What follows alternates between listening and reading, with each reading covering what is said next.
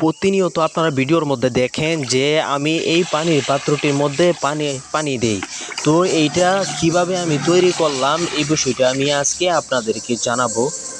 তো কবুতরের পানি পাত্রটা আমার তৈরি করতে কত টাকা খরচ গিয়েছে সম্পূর্ণ বিষয়ে আমি আজকে আপনাদের সাথে তুলে ধরবো।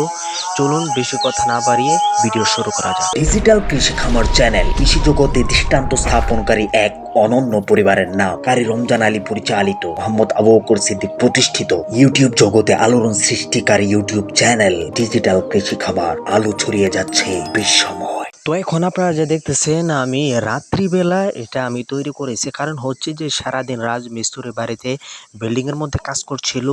এমতো অবস্থায় দেখছি যে প্লাস্টারের পরে কিছু জিনিস মানে কি কিছু বালু সিমেন্ট এগুলো বেড়ে গিয়েছে, তখন আমি এটাকে সুন্দর করে তৈরি করেছি।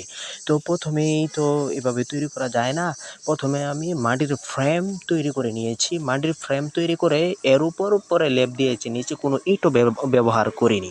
যাই হোক, রাত্র 10টা পর্যন্ত এই জিনিসটাই বানাইলাম। সকালে উঠে দেখি মাশাআল্লাহ আলহামদুলিল্লাহ কত সুন্দর এনে দেখা যায়। রাত্রে তো অন্ধকারে এতটা সুন্দর দেখা যাচ্ছিল না। তো যাই হোক, সকালবেলা দেখি অনেক সুন্দর দেখা যায়। আমি এর উপর পানি দিয়ে, এর ভিতরে পানি দিয়ে জমিয়ে রাখছি, যাতে করে এটা আরও শক্ত হয় এবং কবুতরও যাতে খাইতে পারে, আর কোনো সমস্যা যাতে না হয়।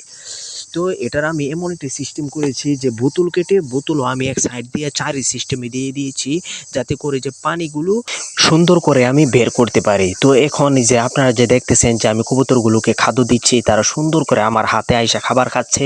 এটা কিন্তু একদিনে হয়ে যায়নি। আর আমি এখানে নিজে বসে এখানে খাবার খাওয়ানোর একটাই কারণ হচ্ছে যে তারা তো ওই যে নতুন পানির পাত্রে তারা পানি খাইতে আর কি যাবে না, তো তাদেরকে পানিটা দেখাইতে হবে, তারা পানিগুলো খাবে। এই জন্য আমি এর পাশে তাদেরকে আমি খাবার দিচ্ছি, যাতে করে এখানে খাবার খেয়ে তারপরে এই পানিগুলো দেখতে পারে এবং এখান থেকে পানিগুলো খাইতে পারে। তো যাই হোক, এই ভিডিওটা ছিল অনেক দিন আগের করা। তো রোজার আগের করা ছিল, তো এটাকে পাবলিশ করা বা আপনাদেরকে দেখানোর মতো আমার সময়ই হয়নি, যার কারণে আমি এখন এটাকে এডিট করে আপনাদের কাছে উপস্থাপন করতেছি। আর এখন এটার মধ্যে মনে করেন যে কবুতররা তো প্রথমে যেতেই চাচ্ছিল না, তো এখন পানি দিলে এটার মধ্যে সুন্দর করে সুইমিং পুলের লেখান তারা এটার মধ্যে গোসল করে এবং এখান থেকে পানি খাবার খায়। এমন চারি সিস্টেমে কবুতরের পানির পাত্রটি তৈরি করলে এখানে একটা সুবিধা আছে। এই সুবিধাটি হলো যে এখানে যখন আপনি ওষুধ প্রয়োগ করবেন, আপনি কম পানিতেও প্রয়োগ করতে পারবেন, বেশি পানিতেও প্রয়োগ করতে পারবেন। এবং যখনই আপনার এই পানিগুলো রিফ্রেশের প্রয়োজন পড়বে, পানিগুলো বদলানোর প্রয়োজন পড়বে, পরিবর্তন করার প্রয়োজন পড়বে, তখন আপনি বোতলের মুখটা ছেড়ে দিলেই সবটুকু বের হয়ে যাবে, আবার নতুন পানি আপনি প্রয়োগ করতে পারবেন। অনেকেই বলে এই পাইগনগুলো পালন করলে বেশি একটা লাভ হয় না।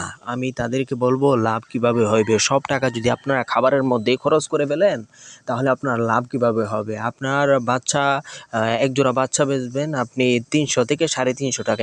এখানে যদি আপনি 300 টাকা অথবা 400 টাকার খাবারই খাওয়াই ফেলেন, তাহলে এখান থেকে আপনার লাভ কিভাবে আপনি আশা করেন?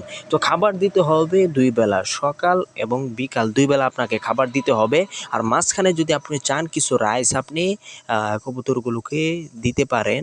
আর 2 বেলা দিবেন, অল্প অল্প খাবার দিবেন, যাতে করে তারা দূর দূরান্তে গিয়েও তারা খাবার খেয়ে আসতে পারে। কারণ তাদেরকে তো শুধু এই খাবার দিলেই তাদের শরীরে তো আর হবে না। তাদের শরীরের যেই প্রোটিনের প্রয়োজন, এই প্রোটিনের ঘাটতিগুলো তারা এই যে ঘাসের থেকে যে ঘাসের বীজগুলো আছে এইগুলো খাইলে তাদের প্রোটিনের ঘাটতিগুলো পূরণ হয়। অনেক পোকামাকড় আছে, এগুলো তারা খায়। তো প্রথম যখন আমি কবুতরগুলো কিনে আমি বাড়িতে এনেছি, তাদেরকে সারাক্ষণ একটু পর তাদেরকে খাবার দিতাম। কবুতররা খাইবার লাগি অনেক পাগল হয়ে যাইতো, তাদেরকে একটু পর খাবার দিতাম। তো ফলশ্রুতিতে দেখা গেছে যে তারা বাড়ি থেকে আর দূরে কোথাও তারা যেতে চাচ্ছিল না।